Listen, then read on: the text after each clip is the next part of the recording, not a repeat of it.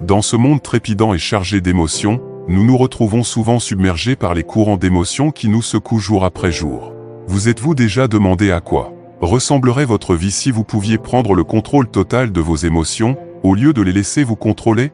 Aujourd'hui, je vous invite à explorer une voie moins fréquentée, mais incroyablement puissante, la voie du stoïcisme.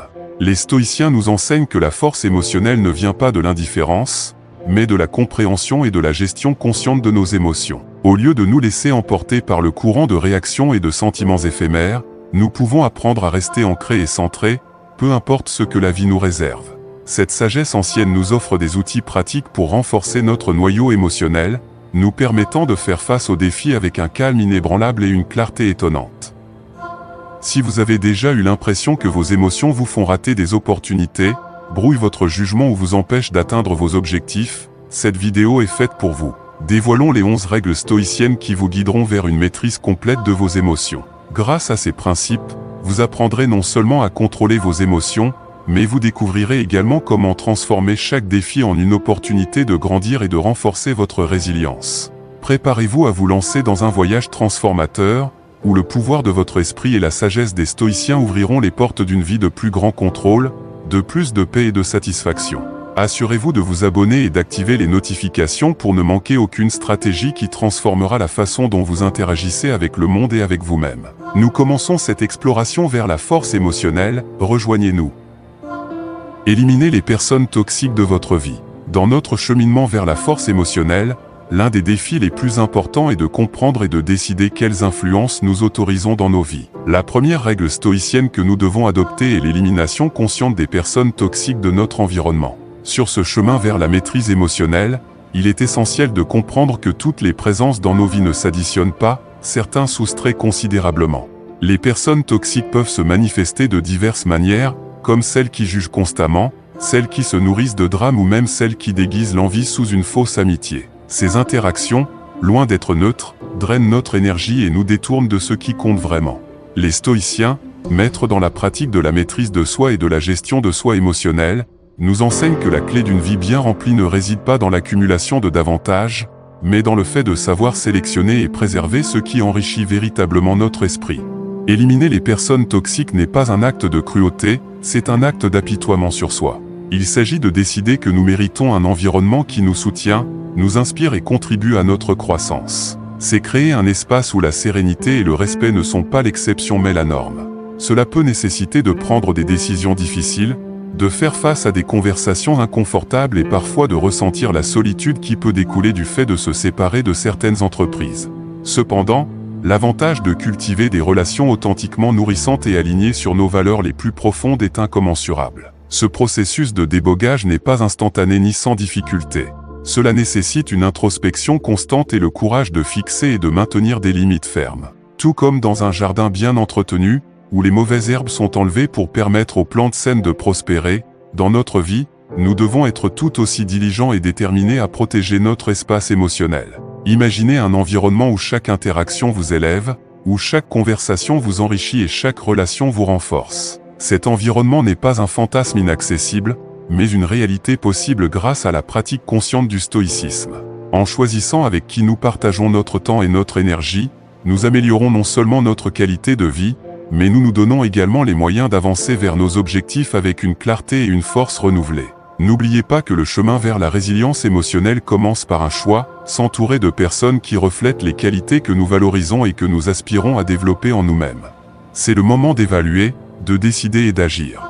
Il est temps de nous libérer des chaînes des relations toxiques et d'accueillir la liberté émotionnelle qui découle d'une sélectivité à l'égard de notre entreprise. C'est la première étape cruciale vers une vie de contrôle émotionnel et de sagesse stoïque. DOS, fixez vos limites. Fixez vos limites. Dans un monde où les exigences et les attentes semblent infinies, fixer des limites devient une compétence cruciale pour protéger notre intégrité émotionnelle et physique. Ces frontières ne sont pas des barrières pour tenir les gens à distance, mais plutôt des lignes claires que nous définissons pour économiser notre énergie, respecter notre temps et honorer notre espace personnel et professionnel. Pour les stoïciens, fixer des limites est essentiellement un acte de sagesse et de compréhension de soi. Cela implique de reconnaître que, même si nous ne pouvons pas contrôler les actions des autres, nous pouvons contrôler comment et dans quelle mesure ils influencent nos vies. Cette reconnaissance nous permet de prendre des décisions qui font écho à nos valeurs les plus profondes et nous protègent des situations et des relations qui pourraient nous épuiser ou nous détourner de notre objectif. Mais comment cela se traduit-il dans la pratique quotidienne? Premièrement, fixer des limites efficaces commence par une auto-évaluation. Il est crucial de comprendre quels aspects de nos interactions nous causent du stress ou de l'inconfort. Cela peut être quelque chose d'aussi simple que limiter les interruptions pendant notre temps de travail, ou quelque chose d'aussi complexe que décider de ne pas participer à des discussions que l'on sait stériles et épuisantes. Les limites peuvent aller du physique et émotionnel au numérique, comme limiter notre temps devant les écrans ou les réseaux sociaux qui nous épuisent plus qu'ils ne nous profitent. Une fois ces aspects identifiés, l'étape suivante est une communication claire et affirmée de nos limites. Il ne s'agit pas de confrontation, mais d'expression de nos besoins avec honnêteté et respect. Par exemple, nous pouvons dire « J'apprécie le temps que nous passons ensemble, mais je dois mettre fin à cette conversation maintenant afin de pouvoir respecter mes autres engagements. » Ce type de communication est non seulement libérateur, mais favorise également le respect mutuel et la compréhension dans nos relations. Il est important de se rappeler que fixer des limites est un acte de respect de soi et de soin de soi. Ce n'est pas de l'égoïsme, c'est une reconnaissance de notre propre valeur et une nécessité de maintenir notre santé mentale et physique. Lorsque nous prenons en charge nos besoins, nous sommes mieux équipés pour affronter les défis de la vie avec un esprit clair et un cœur léger. Fixer et maintenir ces limites demande de la pratique et du dévouement. Ce ne sera pas toujours facile et nous ne serons pas toujours populaires en le faisant. Cependant, les avantages à long terme d'une plus grande estime de soi, de relations plus saines et d'une vie plus équilibrée sont inestimables. Dans ce processus, je vous invite à réfléchir, quelles sont les limites que vous devez établir aujourd'hui pour protéger votre espace, votre temps et votre énergie? Comme un jardinier qui entretient son jardin, cultivez vos limites avec attention et soin, et regardez votre vie s'épanouir en harmonie avec vos valeurs et aspirations les plus profondes. Fixer des limites est une pratique essentielle pour préserver notre énergie et nous concentrer sur ce qui compte vraiment. En définissant clairement la manière dont nous interagissons avec le monde, nous protégeons non seulement notre bien-être émotionnel et physique, mais nous cultivons également des relations plus profondes et plus significatives. N'oubliez pas que vos limites ne sont pas des murs, mais le contour clair de votre estime de soi. En affirmant vos limites, vous affirmez votre valeur. Osez les établir avec confiance et clarté, et préparez-vous à vivre une vie plus équilibrée et épanouissante. Vos limites sont votre déclaration d'indépendance, prenez soin d'eux et respectez-les comme le trésor qu'ils sont. N'aime pas trop. Dans le théâtre complexe et souvent tumultueux des relations humaines, la perspective stoïcienne nous offre une boussole inestimable pour naviguer dans les émotions sans perdre notre centre. Le troisième principe stoïcien sur l'amour, ne pas trop aimer, peut à première vue ressembler à un appel à la froideur émotionnelle, mais en réalité, il s'agit d'une invitation à aimer de manière plus consciente et libératrice. Les stoïciens comprenaient profondément que l'amour est l'un des sentiments les plus puissants et les plus transformateurs. Cependant, ils mettent également en garde contre les dangers d'un amour qui se transforme en possession ou en dépendance. Pour eux, trop aimer, ce n'est pas simplement aimer avec intensité, mais aimer d'une manière qui nous fait perdre notre liberté et notre autonomie, transformant l'affection en une chaîne qui lie à la fois l'être aimé et l'amant. Ce principe ne suggère pas que nous devrions réprimer nos sentiments ou éviter les liens profonds. Au contraire, elle nous apprend à aimer profondément, mais sans dépendance. Cela signifie cultiver un amour qui respecte l'individualité et la liberté de soi et des autres. C'est un amour qui ne cherche pas à se compléter à travers l'autre, mais qui considère la relation comme un espace partagé où deux personnes complètes se rencontrent pour s'enrichir mutuellement. Imaginez un amour où il n'y a pas de peur de perdre, parce que chacun se reconnaît comme complet. Dans ce scénario, l'amour n'est pas un moyen de combler des vides émotionnels, mais plutôt une expression de plénitude. Aimer de cette façon, c'est permettre à chaque personne de suivre son propre chemin, même au sein de la relation, en soutenant ses rêves et sa croissance individuelle sans ressentir le besoin de contrôler ou de retenir. En pratique, cette approche de l'amour se manifeste dans la capacité de lâcher prise, de célébrer l'autonomie de l'autre et de trouver de la joie dans son bonheur indépendant. C'est un amour qui semble libérateur et responsabilisant, qui élève et ne limite pas. Apprendre à aimer sans trop aimer, c'est aussi apprendre à faire face et à accepter le changement, en reconnaissant que toutes les relations se transforment et, éventuellement, peuvent suivre des chemins différents. Les stoïciens nous invitent à réfléchir sur la façon dont nos émotions, y compris l'amour, peuvent devenir des obstacles à notre paix intérieure et à notre autonomie. Ils nous encouragent à nous demander, est-ce que j'aime d'une manière qui me permet de rester qui je suis? Est-ce que je permets à l'autre d'être vraiment libre dans cet amour? En adoptant cette perspective stoïque, nous renforçons non seulement notre résilience émotionnelle, mais nous cultivons également des relations plus saines et plus durables. Cet amour conscient et libérateur a le pouvoir de transformer non seulement nos relations personnelles, mais aussi notre relation avec nous-mêmes, nous permettant de vivre avec plus d'authenticité et de force intérieure. Alors aujourd'hui, je vous invite à explorer cette façon d'aimer, un amour qui n'enchaîne pas, mais qui libère, un amour qui ne diminue pas, mais amplifie plutôt l'essence de qui nous sommes vraiment. C'est ici, dans cet équilibre, que nous pouvons trouver la véritable force et la paix du cœur que les stoïciens considéraient comme essentielle à une vie pleine et pleine de sens. Adopter cette approche stoïcienne de l'amour nous invite à redéfinir nos relations, en les orientant vers la liberté et le respect mutuel. C'est une pratique qui nous met au défi de renforcer notre autonomie émotionnelle et de célébrer l'individualité de chaque être cher. En aimant consciemment et délibérément, nous protégeons non seulement notre équilibre émotionnel, mais nous enrichissons également notre vie et celle de ceux qui nous entourent. C'est le chemin vers un amour qui non seulement perdure, mais qui élève et transforme, nous permettant de vivre avec une vraie plénitude et une paix intérieure. Exprimez vos sentiments et vos opinions avec prudence. Dans un monde où chaque mot peut agir comme une épée ou un bouclier, la capacité d'exprimer ses sentiments et ses opinions avec prudence devient un outil d'autonomisation personnelle et collective. Imaginez que vos mots sont des gouttes d'encre tombant sur le papier délicat du quotidien. Chacun a le pouvoir de colorer la perception et la compréhension, ou d'entacher et de déformer la vérité que vous essayez de communiquer. Du point de vue stoïcien, apprendre à modérer notre expression n'est pas seulement une tactique pour éviter des conflits inutiles, c'est un acte profond de respect de soi et des autres. Les stoïciens nous enseignent que la sérénité vient de l'intérieur de nous et se reflète à l'extérieur à travers nos paroles et nos actions. En choisissant délibérément comment et quand exprimer nos sentiments et nos opinions, nous devenons les architectes d'un environnement plus équilibré et plus compréhensif. Considérons un instant l'impact de nos paroles dans des situations tendues ou conflictuelles. Lorsque nous choisissons de réagir de manière impulsive, nous pouvons transformer un désaccord en conflit, fermant ainsi les portes à la résolution et à la compréhension mutuelle. Cependant, si nous appliquons la prudence stoïcienne, chaque mot que nous choisissons devient un pont vers la résolution, démontrant non seulement notre capacité à contrôler nos émotions, mais également notre engagement envers le respect et la compréhension mutuelle. Cette forme de communication nécessite une profonde conscience de soi et de la discipline, des vertus que les stoïciens apprécient grandement. En pratiquant l'expression prudente de nos sentiments et de nos opinions, nous cultivons également la patience, l'empathie et un profond sentiment de responsabilité quant à l'effet de nos paroles. Nous devenons les gardiens de nos émotions, choisissant non seulement quoi dire, mais aussi le moment et la manière de le dire pour obtenir un impact positif maximal. Prenons un exemple concret, imaginez que vous soyez confronté à un désaccord avec un collègue de travail. La réaction impulsive pourrait être de se défendre et d'attaquer, en fonction de l'émotion du moment.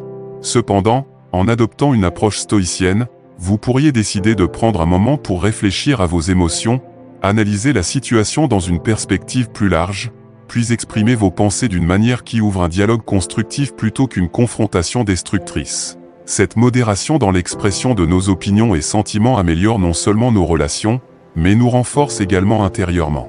En affrontant l'adversité avec calme et avec un mot soigneusement choisi, nous évitons non seulement le regret des paroles irréfléchies, mais nous construisons également une image de nous-mêmes en tant qu'individus réfléchis et respectueux.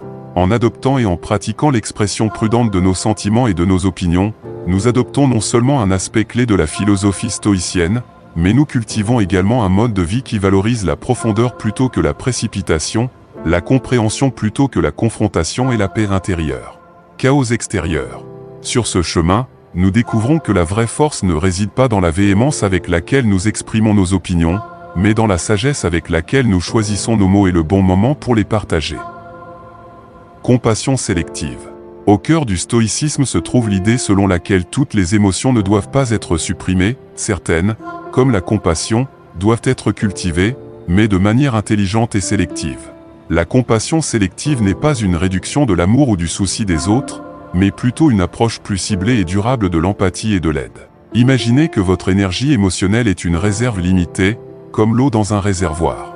Si vous le laissez se répandre sans discernement dans chaque situation de besoin que vous rencontrez, vous serez bientôt vide, épuisé et incapable même de prendre soin de vous-même.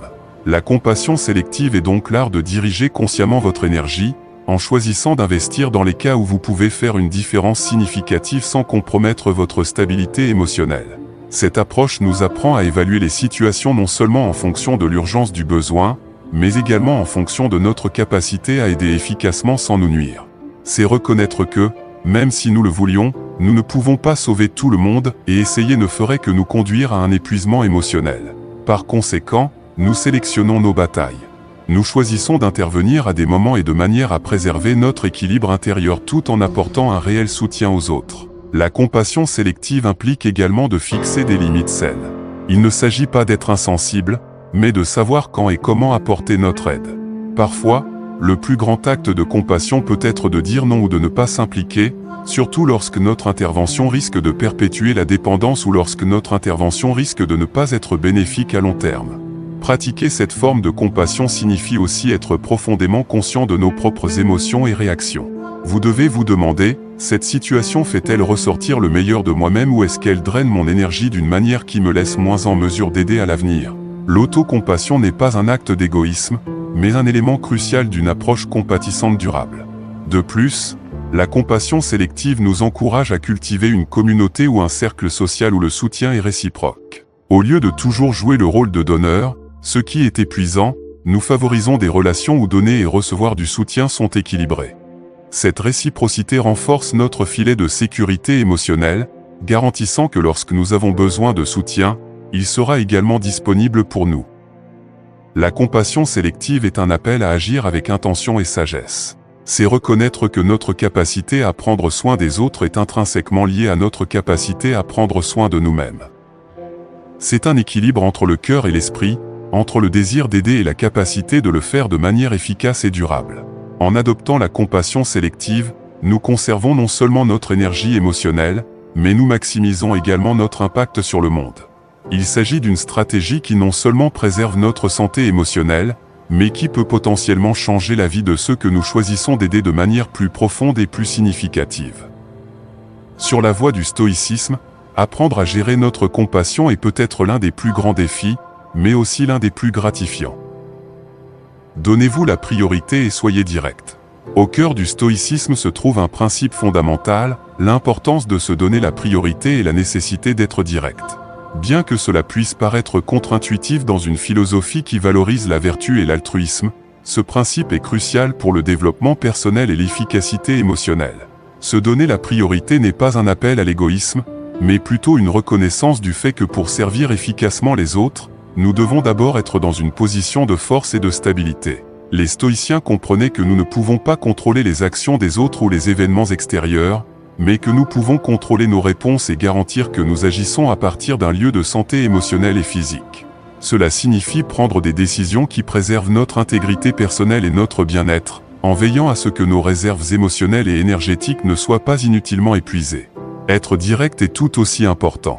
Dans le stoïcisme, l'honnêteté et la clarté de la communication sont appréciées non seulement pour leur moralité, mais aussi pour leur efficacité.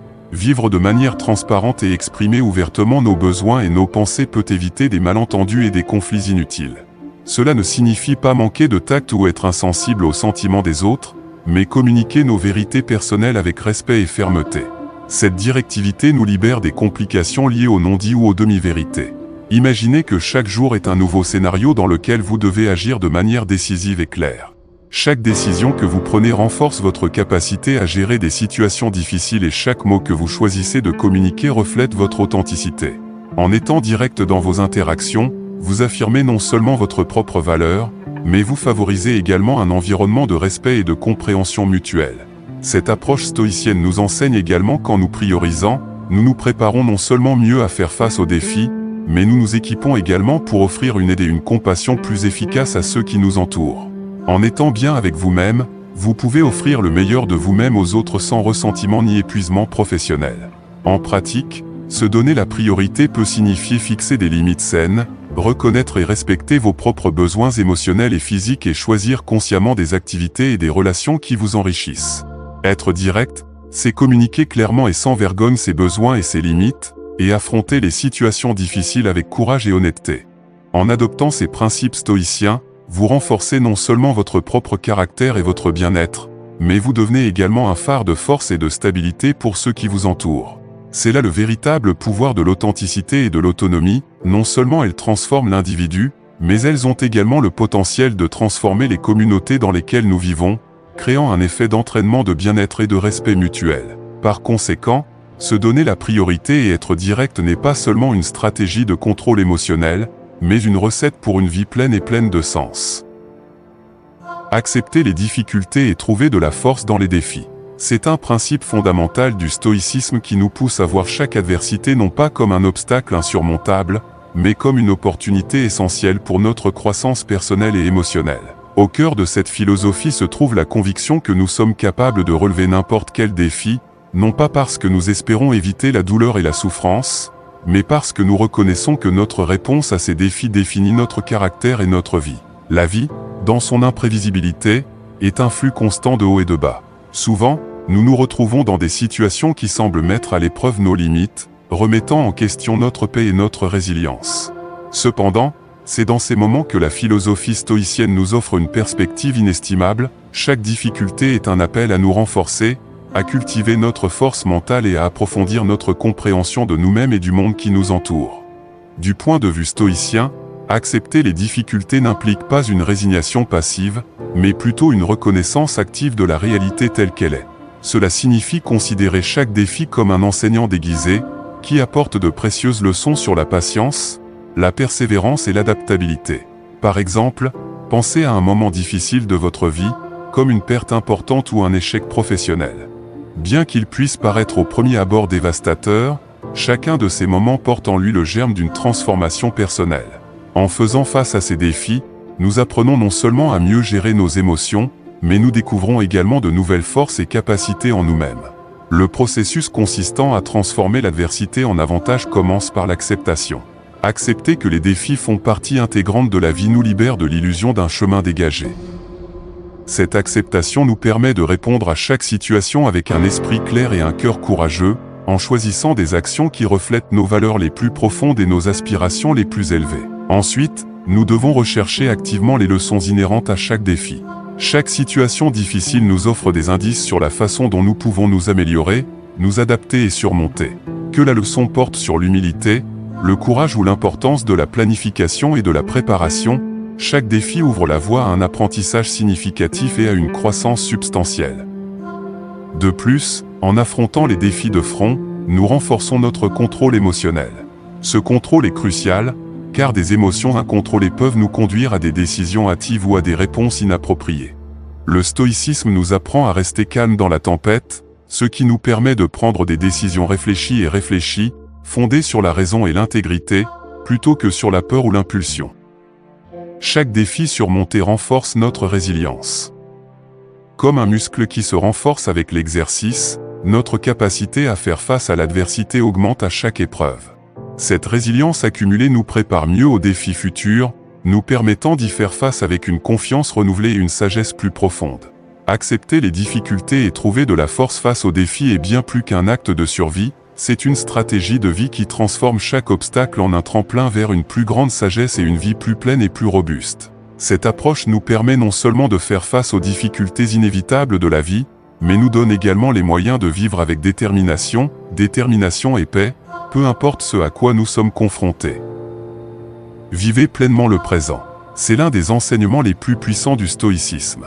Ce principe nous invite à nous immerger pleinement dans le moment présent, en reconnaissant que chaque instant est une opportunité précieuse de vivre pleinement et d'honorer notre existence. La vie, avec toutes ses complexités et ses défis, ne peut être véritablement vécue que dans le présent, et c'est ici que les stoïciens trouvent leur force et leur résilience. La tendance humaine à s'inquiéter de l'avenir ou à regretter le passé peut ressembler à un cycle sans fin qui nous prive de paix et de clarté. Cependant, le stoïcisme nous enseigne que le pouvoir sur nos émotions et nos actions réside dans le présent. Lorsque nous parvenons à ancrer notre conscience dans l'ici et maintenant, nous nous libérons des chaînes du passé et des angoisses du futur. Cette pratique nous permet non seulement de profiter de chaque instant, mais nous prépare également à affronter n'importe quel défi avec un esprit clair et un esprit incassable. L'acte de vivre pleinement le présent n'est pas une évasion de nos responsabilités ou de nos émotions, mais plutôt une acceptation totale de celles-ci. En étant pleinement présent, Nous pouvons observer nos émotions sans nous laisser emporter par elles, ce qui nous permet de réagir à la vie avec jugement et compassion plutôt qu'avec des réactions impulsives. Cette approche nous aide à cultiver une paix intérieure qui devient notre force, même dans les moments les plus turbulents. Comment alors cultiver cette capacité à vivre pleinement le présent? Cela commence par la pleine conscience, cet acte subtil mais profond qui consiste à remarquer chaque détail de notre expérience, de notre respiration aux sensations qui surviennent lors de chaque tâche. Chaque fois que nous nous retrouvons en train d'errer dans le passé ou le futur, nous ramenons doucement notre attention vers le présent. Cette pratique peut être renforcée par la méditation, des exercices de pleine conscience et la participation à des activités qui nécessitent une concentration et une participation totale. En perfectionnant notre capacité à être présent, nous découvrons une profondeur inattendue dans les petites choses de la vie. Une rencontre fortuite, un repas, une promenade, tout devient des expériences pleines de vie et de sens. Cet état d'épanouissement nous permet non seulement de profiter plus profondément de la vie, mais aussi d'affronter ces défis avec une force renouvelée. Vivre pleinement le présent est, par essence, un acte d'amour-propre et un profond respect de la vie. En choisissant d'être pleinement présent, nous améliorons non seulement notre propre existence, mais nous avons également un impact positif sur la vie de ceux qui nous entourent. Chaque instant devient un acte de gratitude et de célébration du miracle de la vie, nous permettant de trouver la joie dans la simplicité, la force dans notre présence et une profonde satisfaction dans notre expérience quotidienne. Ainsi, dans notre engagement envers le stoïcisme et son enseignement sur la vie dans le présent, nous trouvons un chemin vers la véritable plénitude. C'est un chemin qui nous met au défi de valoriser chaque seconde, de reconnaître la richesse du moment présent et d'embrasser la vie de tout notre cœur. Puisse chacun de nous s'efforcer de vivre dans le présent, en appréciant chaque instant comme unique et irremplaçable. La pratique de la gratitude. À la recherche d'une force émotionnelle imperturbable, les stoïciens nous invitent à cultiver une pratique qui, à première vue, peut sembler contre-intuitive par sa simplicité et sa puissance, la gratitude. Cet art ancien de valoriser ce que nous avons est un outil essentiel pour ceux qui veulent contrôler leurs émotions et transformer leur approche de la vie. La gratitude, selon le point de vue stoïcien, n'est pas seulement un acte passager de reconnaissance, mais un exercice d'appréciation actif et délibéré qui peut littéralement changer la façon dont nous vivons chaque jour. Les stoïciens comprenaient que notre perception de la réalité pouvait être plus dévastatrice ou libératrice que la réalité elle-même. En faisant preuve de gratitude, nous transformons activement notre perception, en choisissant de voir la richesse plutôt que le manque, l'opportunité plutôt que l'obstruction. Pourquoi est-ce si crucial? Parce que la vie, dans toute son imprévisibilité et ses turbulences, nous met souvent au défi avec des situations qui semblent hors de notre contrôle. La pratique de la gratitude nous permet de rediriger notre attention de ce qui nous manque vers ce que nous possédons déjà, de ce qui ne va pas vers ce qui est bien. Ce changement n'est pas anodin, c'est révolutionnaire. Ce faisant, nous améliorons non seulement notre état émotionnel actuel, mais nous renforçons également notre résilience pour faire face aux adversités futures. La gratitude nous apprend à valoriser l'ici et maintenant, nous poussant à vivre pleinement le présent. Soyez reconnaissants pour l'air que vous respirez, la capacité de penser, de ressentir et d'interagir avec les autres. Chacun d'eux est un cadeau incroyable, et en les reconnaissant, nous renforçons notre noyau émotionnel contre les assauts de la négativité et du découragement. De plus, cette pratique stoïcienne nous connecte aux autres et au monde d'une manière plus profonde et plus significative. En exprimant notre gratitude, nous élevons non seulement notre propre esprit, mais nous élevons également ceux qui nous entourent. Reconnaître et apprécier les contributions des autres renforce nos relations et tisse un réseau de soutien et de compréhension mutuelle. Mais comment pouvons-nous pratiquement cultiver la gratitude dans notre vie quotidienne? Commencez par de petites étapes. Chaque matin, prenez un moment pour réfléchir à au moins une chose pour laquelle vous êtes vraiment reconnaissant. Cela peut être quelque chose d'aussi simple que la lumière du soleil qui traverse votre fenêtre ou d'aussi significatif que l'amour d'un être cher. Enregistrez ces pensées dans un journal ou prenez simplement un moment pour ressentir profondément cette gratitude. Au fil du temps, cette pratique quotidienne devient une habitude qui peut transformer profondément votre vision de la vie. La gratitude n'est pas seulement une réponse passive à la vie, c'est un choix actif qui redéfinit notre expérience quotidienne. Cela nous apprend à voir l'abondance plutôt que la rareté, la possibilité plutôt que le problème. Par conséquent, je vous invite à intégrer la gratitude dans votre vie non seulement en tant que pratique, mais aussi en tant que posture devant le monde. Vous verrez comment ce puissant outil stoïque enrichit non seulement votre vie, mais vous procure également une force émotionnelle invulnérable aux fluctuations du destin. Grâce à la gratitude, nous apprenons non seulement à survivre, mais aussi à prospérer. Autosuffisance et indépendance. Dans le contexte du stoïcisme, cela va bien au-delà du simple fait de voler de ses propres ailes. C'est un principe qui incarne la capacité à trouver l'épanouissement et la paix intérieure sans dépendre excessivement de facteurs externes ou de l'approbation des autres. Cette forme d'autosuffisance est vitale pour la maîtrise émotionnelle et une vie véritablement libre. Au cœur du stoïcisme se trouve l'idée selon laquelle la vraie liberté et le vrai bonheur ne sont pas conditionnés par nos circonstances extérieures, mais par nos réponses internes à ces circonstances. Les stoïciens enseignent que nous pouvons cultiver une vie riche et pleine de sens en nous concentrant sur ce que nous pouvons réellement contrôler, nos propres actions, réactions et jugements. Ici, l'autonomie devient une force puissante, non pas parce que nous rejetons l'aide ou la compagnie, mais parce que nous développons une force intérieure qui nous permet d'affronter la vie avec confiance et équilibre. Être autonome et indépendant signifie cultiver un ensemble de vertus intérieures: justice, courage, modération et sagesse qui guident nos interactions et nos décisions. Ce faisant, nous devenons moins vulnérables aux fluctuations de la fortune et plus capables de trouver de la joie dans n'importe quelle situation. Cette approche stoïcienne nous permet non seulement de vivre avec intégrité, mais nous protège également contre les tempêtes émotionnelles souvent provoquées par les dépendances et les attentes irréalistes. Pour développer l'autonomie, les stoïciens suggèrent de pratiquer quotidiennement la réflexion, la discipline et l'auto-examen. À la fin de chaque journée, évaluez vos actions. Avez-vous agi avec intégrité? Avez-vous répondu avec sérénité aux défis? Avez-vous laissé les circonstances extérieures dicter votre humeur? Ce processus d'introspection aiguise non seulement notre compréhension de nous-mêmes, mais renforce également notre capacité à rester fidèles à nos valeurs les plus profondes au milieu de l'adversité. De plus, l'autosuffisance stoïcienne nous apprend à jouir de l'indépendance sans isolement. Il reconnaît la valeur des relations humaines et de la communauté, mais souligne l'importance de ne pas être émotionnellement dépendant de ces extrémités pour notre satisfaction personnelle. Au lieu de rechercher constamment l'approbation ou de craindre le rejet, nous nous efforçons d'être authentiques et de vivre selon nos principes pour renforcer nos relations. Devenir émotionnellement autonome n'est pas une destination fixe, mais plutôt un voyage continu de croissance personnelle et de découverte de soi. Au fur et à mesure que nous progressons, nous apprenons à apprécier la liberté qui vient du fait de ne pas être liés aux caprices des circonstances extérieures. Nous découvrons qu'au cœur de notre être, nous possédons une force et une sérénité véritablement incassables. Ainsi, en cultivant l'autosuffisance et l'indépendance, non seulement nous contrôlons mieux nos émotions, nous nous rapprochons également d'une vie plus significative et plus satisfaisante. Cette approche nous invite à être les protagonistes de notre propre histoire, et non les victimes des circonstances, en embrassant la véritable liberté qui vient d'une profonde force intérieure.